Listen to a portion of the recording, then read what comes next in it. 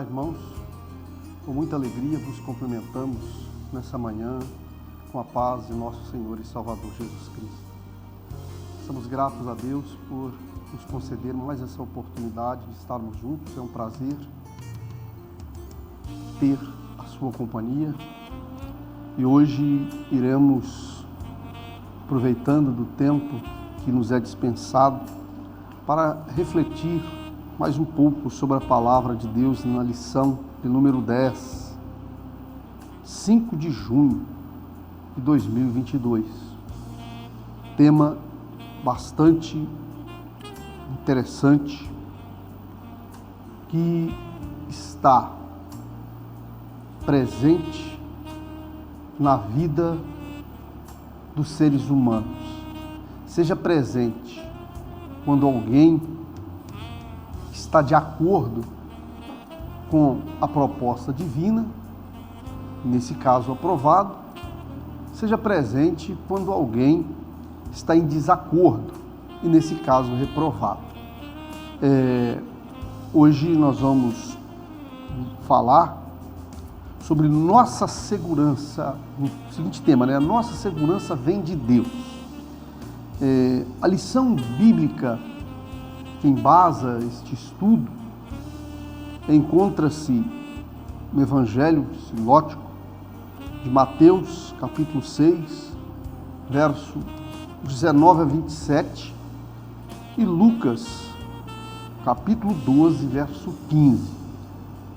Lucas 12, 15 diz o seguinte: E disse-lhes: Acautelai-vos e guardai-vos da avareza, porque a vida de qualquer não consiste na abundância do que possui.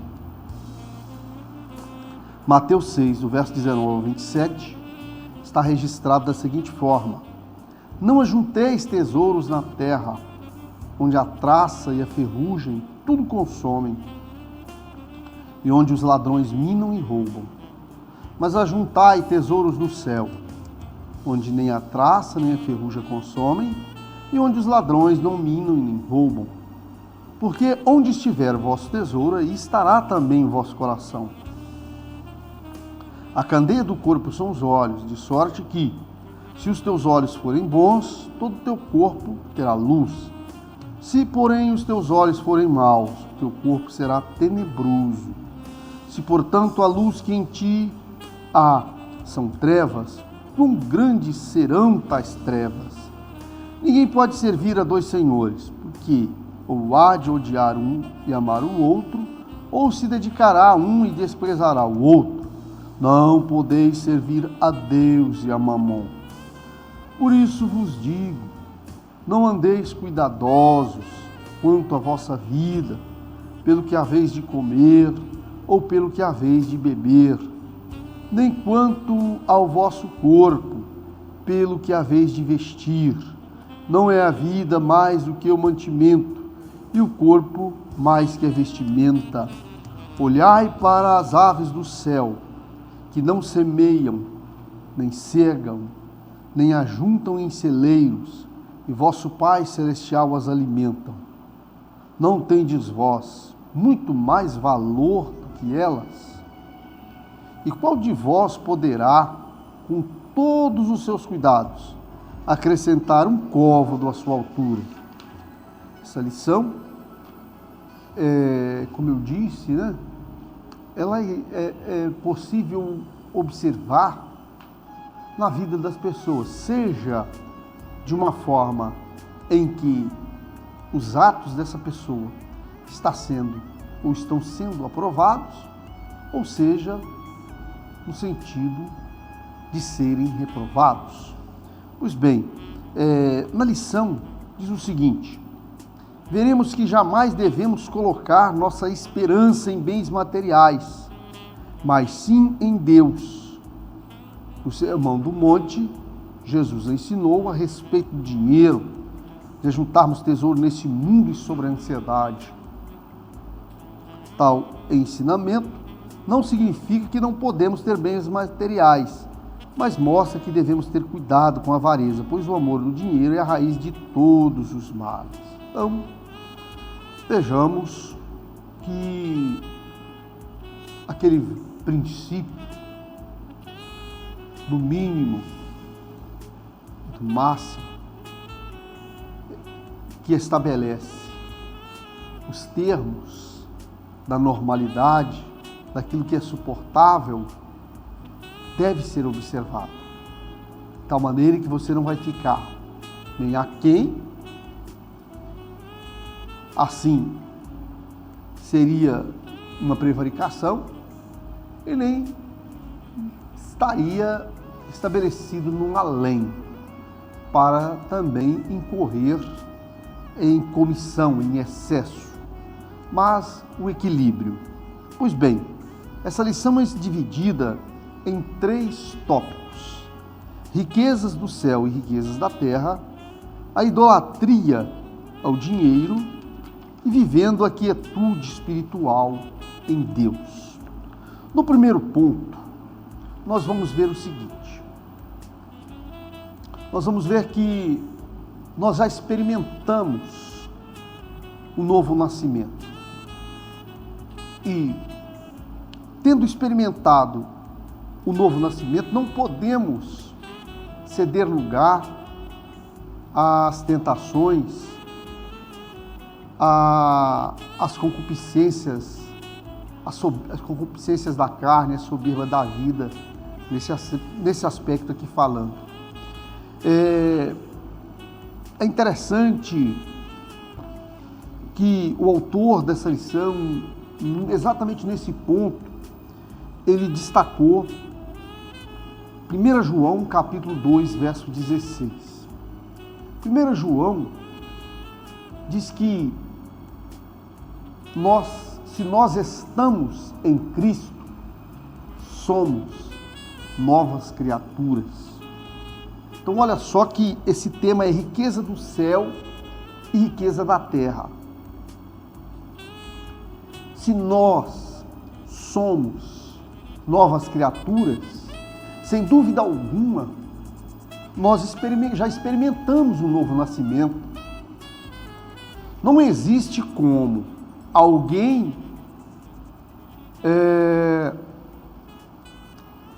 estar em Cristo sem ter experimentado o novo nascimento. É um efeito vinculante. Se alguém nasceu de novo, nascer de novo significa ser regenerado, ser uma nova criatura, ter o seu caráter trabalhado, moldado segundo a palavra de Deus e sua vontade. Quando alguém alcança essas qualidades, ele está efetivamente em Cristo. Porque, sem dúvida alguma, se alguém diz que está em Cristo, mas não se observa tais características nele, ele está enganado e está vivendo no engodo. Olha só, o autor da lição diz que quando ele faz essa colocação, olha só, somos novas criaturas. Mas ele diz o seguinte: e não devemos novamente ser dominados pelas concupiscências dos nossos olhos. Então quer dizer que existe a possibilidade de, após experimentar o novo nascimento, de estar em Cristo, ser dominado pelas concupiscências dos olhos, a soberba da vida. Então notem bem que aqui eu já percebo pelo menos 2 coisas: a vigilância e o esforço. A vigilância, porque esta é regra dentro do campo da espiritualidade. Se você não se vigiar, certamente você vai ceder, você vai cair na tentação. E a questão do esforço, que às vezes é necessário esforçar. A própria palavra diz: quem quiser vir após mim, a si mesmo se negue. A ideia de negar a si mesmo já traz intrinsecamente esse foco no esforço. Olha só, porfiai por entrar pela porta estreita, quer dizer, vir a mim, quem quiser vir a mim, quer dizer, entrar pela porta estreita. Cristo é a porta estreita. E para entrar por essa porta estreita sem porfiar é impossível. Tem que porfiar. Então, olha só. Notem bem que à luz da palavra, à luz do que nós estamos meditando, é possível, depois de ter experimentado, e não havendo vigilância, cair nas amarras dessas ofertas. O autor, ele insiste no capítulo 4, do verso 1 a 11 de Mateus, onde ele aborda os trechos em que Jesus ficou 40 dias e 40 noites no deserto. E diz a palavra, as Escrituras vai dizer, que uma das investidas do adversário foi exatamente oferecer-lhe os reinos deste mundo. Olha só, ele ofereceu os reinos deste mundo objetivando que o Senhor cedesse às suas ofertas. Nós vamos chamar isso aqui, são as verdadeiras... há muito tempo que eu tenho ouvido falar, e é possível que as pessoas costumam normalmente usar essa forma para expressar essa circunstância. Bandeja. Quando o adversário te oferece alguma coisa, digamos que isso é uma bandeja, é algo para te levar à queda, te levar à derrota. Observa bem que Jesus não aceitou a proposta dele, porque ele sabia, o Senhor sabia qual era a sua missão. A sua missão não estava ligada a nenhuma proposta ou vantagem oferecida pelo adversário. A sua missão era servir a Deus, era adorar a Deus, correto? O crente precisa estar consciente que não se pode agradar a Deus e agradar aos homens. Não se pode agradar a Deus é o dinheiro, a mamon. Quando as Escrituras se referem a mamon, se refere às riquezas, todos os benefícios oriundos de bens materiais. E é interessante que ainda nesse primeiro ponto, nesse primeiro subtópico, só há uma razão, só uma forma de nós suplantarmos toda essa dificuldade, se nós tivermos o amor de Deus derramado em nossos corações. Esse é o antídoto, esse é o verdadeiro remédio, né, que capaz de prevenir, capaz de robustecer, fortalecer a vida do ser humano para que ela não venha cair na tentação do inimigo, evidentemente. Pois bem, tesouros da terra e tesouros do céu. Jesus não aprovou a posição dos escribas e fariseus em relação aos bens materiais, em relação ao dinheiro. Veja só, a forma como eles enfatizavam, a forma como eles enfatizavam esses recursos, dava a entender que a riqueza era sinônimo da aprovação de Deus.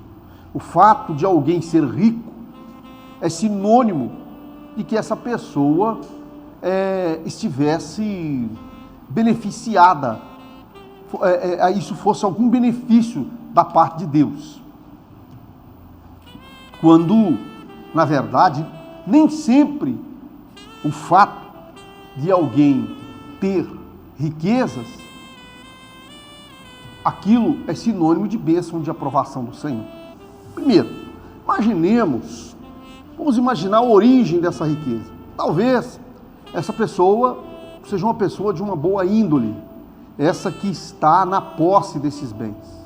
Digo na posse, porque ninguém é dono de nada nessa vida. Tudo pertence a Deus. Tudo veio dele e pertence a ele. Mas alguém pode estar na posse, mas eu pergunto, talvez essa pessoa que tenha a posse legítima desse patrimônio, não foi ela que conseguiu esse patrimônio, mas um antecessor, o seu ancestral, que constituiu aqueles bens, e talvez de uma forma ilícita, de uma forma não legítima, entendeu? Então, quer dizer, essa ideia é um pensamento errôneo. E depois, outra coisa interessante, que o Senhor também reprovava o comportamento conforme os fariseus viam e davam a estas questões, pelo um fato muito simples. É interessante, nesse ponto aqui, eu me apego, eu acho bastante profundo, e como que nós pensamos de maneira equivocada. Imaginemos que o nosso Deus, aquele que amou os homens de tal maneira que deu seu Filho unigênito para que todo aquele que nele crê não pereça e tenha vida eterna. Deus amou o mundo, quer dizer, amou os homens. Deus é eterno, porque Deus se esforçaria, despojaria da sua própria glória, assumiria a forma de um ser humano para nos conceder uma vitória temporária, para nos conceder uma bênção que duraria apenas um momento. Isso é totalmente ilógico, é totalmente não consegue coadunar, não consegue equacionar uma proposta de Deus. Por quê? Se a vida de alguém não consiste na abundância do que possui, o que a nossa vida, que passa num segundo, é muito simples. É claro que você que me acompanha, se você é jovem, se você é uma pessoa que está começando agora a vida, o sol está nascendo para você, talvez você tenha dificuldade de pensar isso, mas uma pessoa que ela vai amadurecendo, o tempo vai passando, as primaveras vão chegando, chega uma hora da sua vida, aqueles momentos em que ela já não consegue mais nem caminhar, ela já depende ajuda para viver, ela depende de pessoas à sua volta, porque ela já não tem condições nem de se alimentar sozinha. Essa pessoa está em condições de refletir. Quando ela volta ao passado, quando ela pensa o que ela foi na sua mocidade, porque o seu corpo físico está cansado, o seu corpo físico está pedindo aposento. Ela quer viver, mas não tem como, sabe que está chegando ao fim. E sabe também que quando nós cruzamos a fronteira, nós não levamos ouro, nós não levamos prata, nós não levamos calçado, nós não levamos vestidos, nós não levamos fama, nada disso. Tudo fica aqui. Então, por que Deus investiria em algo que duraria um só momento? As riquezas que Deus nos oferece, e Ele quer que nós enriqueçamos, não é deste mundo, e não é coisa que a sepultura come, não é coisa que o ladrão pode roubar, não é coisa que a ferrugem pode destruir, mas é algo que dura para sempre, correto? Olha só, o que os cristãos precisam saber sobre os bens materiais? Jesus não estava condenando adquirir os bens. É o seu mau uso. A forma como se vê, entendeu? Como criou Deus as bênçãos, o crente precisa meditar em uma coisa, que as escrituras, que tudo aqui pertence a Deus. Olha só, Jesus não estava condenando adquirir bens materiais, pois muitos homens de Deus possuíam riquezas. Jó, Davi, Abraão e muitos outros. É importante também destacar que Jesus ensinou que o povo, no dia da multiplicação dos pães, ele não permitiu que jogasse o que sobrou fora, ele mandou que guardasse, uma ideia de guardar. O crente que conhece as Escrituras sabe que tudo que temos pertence a Deus. Aquilo que eu disse no início.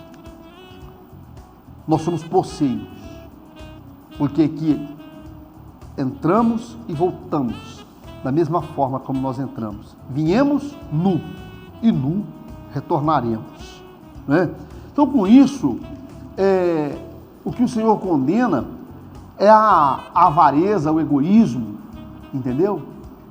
Notem bem que a igreja lá do primeiro século, os patrimônios dos irmãos era visto em comum.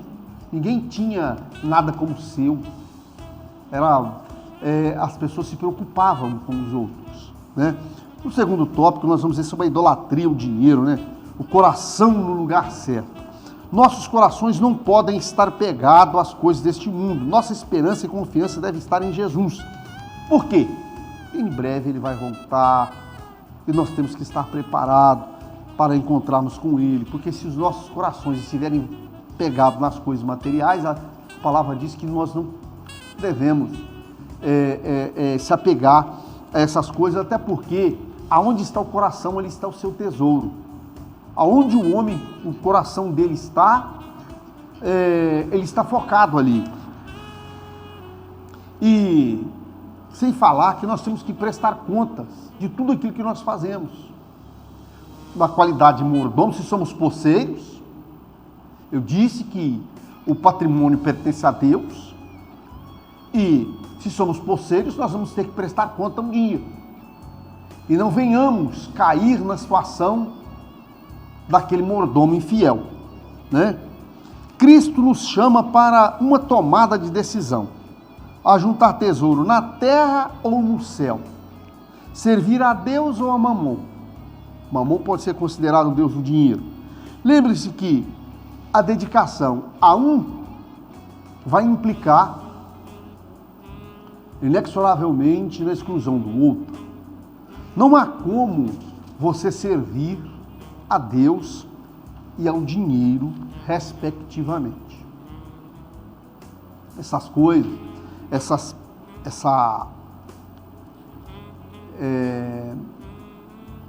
decisão sua, ela vai ter que ter uma opção, entendeu? Não dá para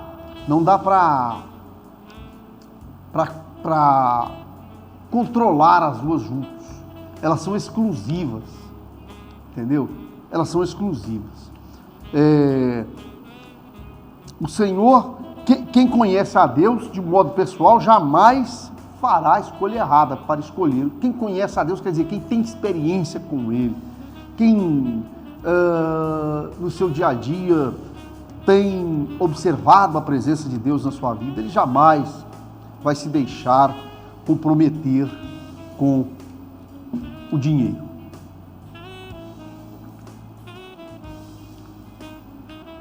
A riqueza condenada por Cristo. Na parábola do rico e Lázaro, Jesus aponta 3 erros cometidos pelo homem. O primeiro erro está no fato que ele achava que tudo que sua alma precisava era de bens materiais. Olha só. Aquele homem, na parábola, ele era um grande agricultor, tinha uma grande produtividade, armazéns para guardar a sua produção, e de repente ele resolve multiplicar a sua produção. Por conseguinte, também a sua capacidade de armazenar. E depois, quando ele tem tudo, isso em mãos, ele fala, agora folga a alma. É como se ele estivesse dizendo assim, agora você não precisa mais de se esforçar para trabalhar, você não precisa mais de nada, é só você agora usar tudo aquilo que você tem, a abundância que você tem. E a Bíblia diz, louco, essa noite lhe pedirão a alma que tens preparado para quem será. Notem bem que nesse caso, para ele achava que ele só precisava de bens materiais. Primeiro ponto, né? Segundo,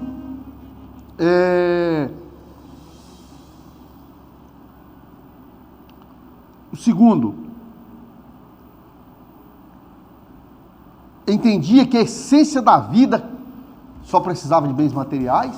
Segundo, que a essência da vida estava nos bens. E o terceiro, acreditar que poderia viver tempo suficiente. É aquela história. A vida, principalmente para quem é mais novo, que acha que a vida não vai ter fim um dia. Eu me lembro muito bem quando eu tinha meus 13 anos, 14 anos, quando eu ouvia falar que alguém tinha ido a óbito aí com 50 anos, por exemplo, eu falava dessa forma, nossa, velho, morreu velho, né? 50 anos era um velho.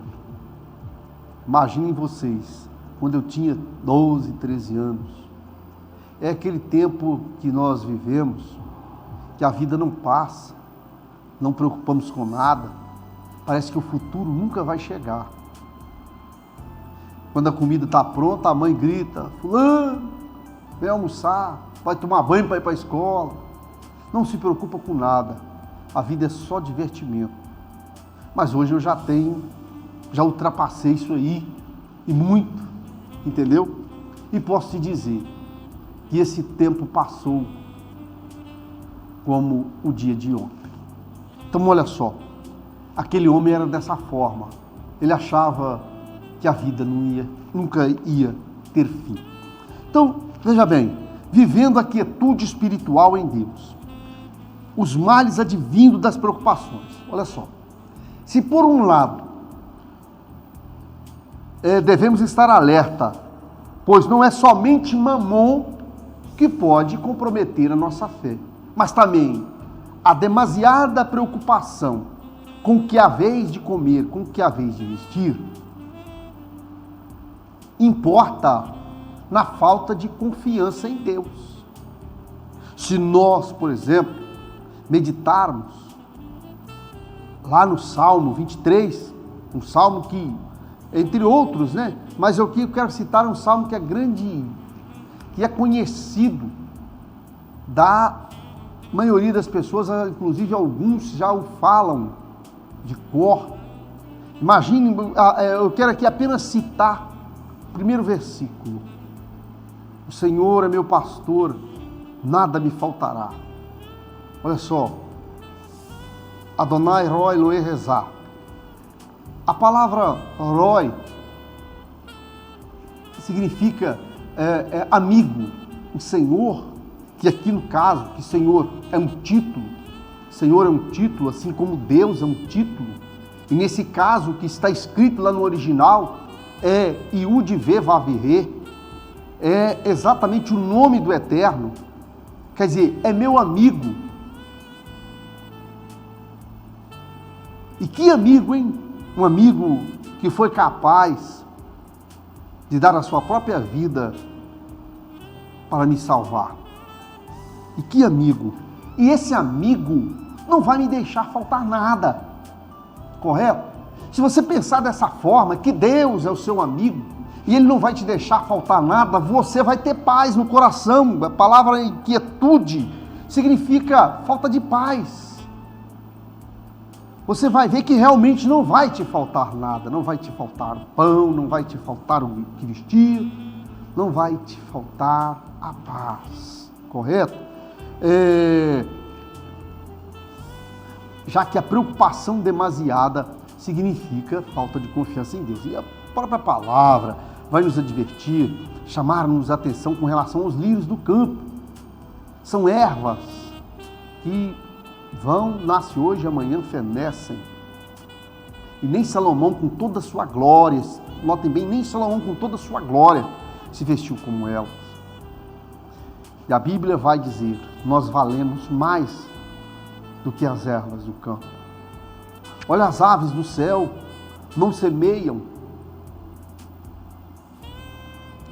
mas não regam, e o Pai as alimenta. Nós valemos mais do que muitas aves, correto? Então devemos confiar no Senhor, viver sem inquietação, sem preocupação. O materialismo afasta o homem, da sua quietude, da sua paz interior, entendeu? Da simplicidade, do contato com a natureza, da qual poderia extrair grandes e preciosas lições, entendeu? Só podemos viver sem inquietação, desde que tomamos consciência de que somos efetivamente filhos de Deus e que Deus amou-nos de uma forma muito especial e não vai deixar faltar nada, correto? Iremos viver sossegado em Deus, desde que venhamos descansar no Todo-Poderoso, entendeu? A ideia de paz, ela vai predominar a partir do momento que nós efetivamente descansamos nele. Temos a certeza de que, assim como o ar que respiramos, como o vento que está à nossa volta, ele está conosco. Veja bem que Jesus nos ensina que Deus cuida das aves, dos lírios do campo, como eu já disse, de modo que nem Salomão, com todas as suas riquezas, se vestiu como elas. As lindas flores são transitórias, efêmeras, né?